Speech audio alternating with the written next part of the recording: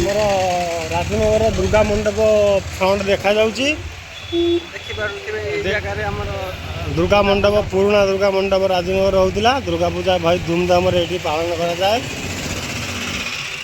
ଆଉ ପ୍ରବଳ ଖରା ଯୋଗୁଁ ଜନସଂଖ୍ୟା ବହୁତ କମରେ ଅଛନ୍ତି, କାରଣ ବାହାରକୁ ଆସିପାରୁନାହାନ୍ତି।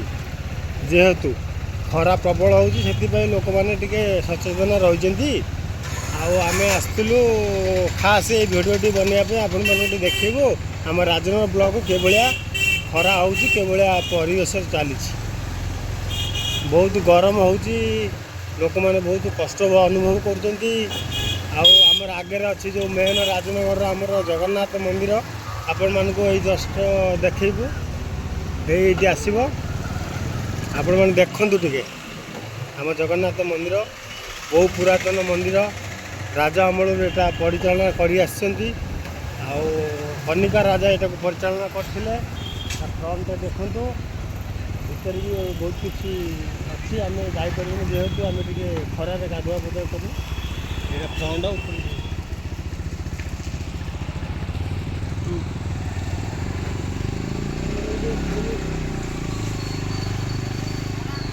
ଫୁଲ୍ ଠାକୁର ଦେଖେଇ ପାରିଲୁନୁ, ସେଥିପାଇଁ ଆମେ ଦୁଃଖିତ।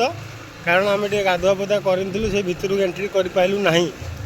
ସେ ଜଗନ୍ନାଥ ମନ୍ଦିର ବହୁ ପୁରାତନ ମନ୍ଦିର, ଦୀର୍ଘ 60-64 ବର୍ଷ ହେବ ସେ ମନ୍ଦିରଟେ।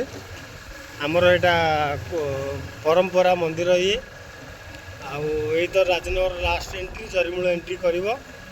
ଏଇଟା ରାଜନଗର ଲାଷ୍ଟ ହେବ।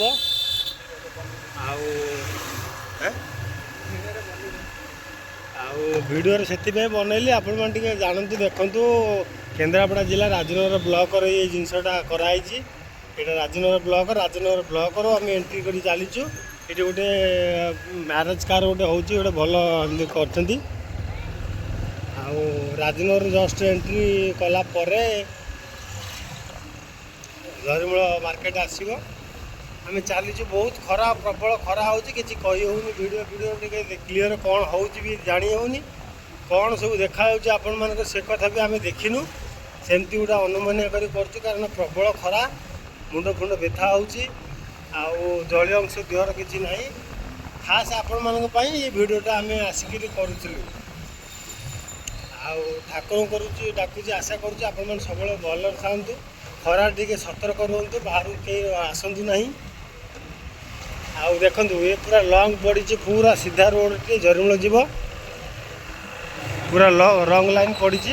ଆମେ ଏଇ ରାଜନଗର ପାସ୍ କଲୁ। ଗୋଟେ ପାଣି ଟାଙ୍କି ଆମର ବନୁଛି, ଏଇଟା ସୁରକ୍ଷିତ ପାଇଁ। ଯାଉ ପାଣି ଫାଣି ଆମର ଡେଭଲପମେଣ୍ଟ ଧୀରେ ଧୀରେ ହେଲାଣି।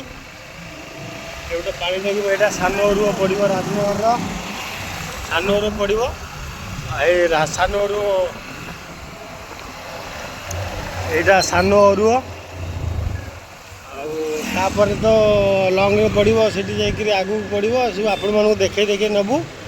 ସମୟ ଟିକେ ଅଧିକା ଲଙ୍ଗ ହେଇଗଲେ ଭାରି ଖରାପ, ଆମେ ପୁସ୍ ମାରିକିରି ଆଗକୁ ନେଉଛୁ।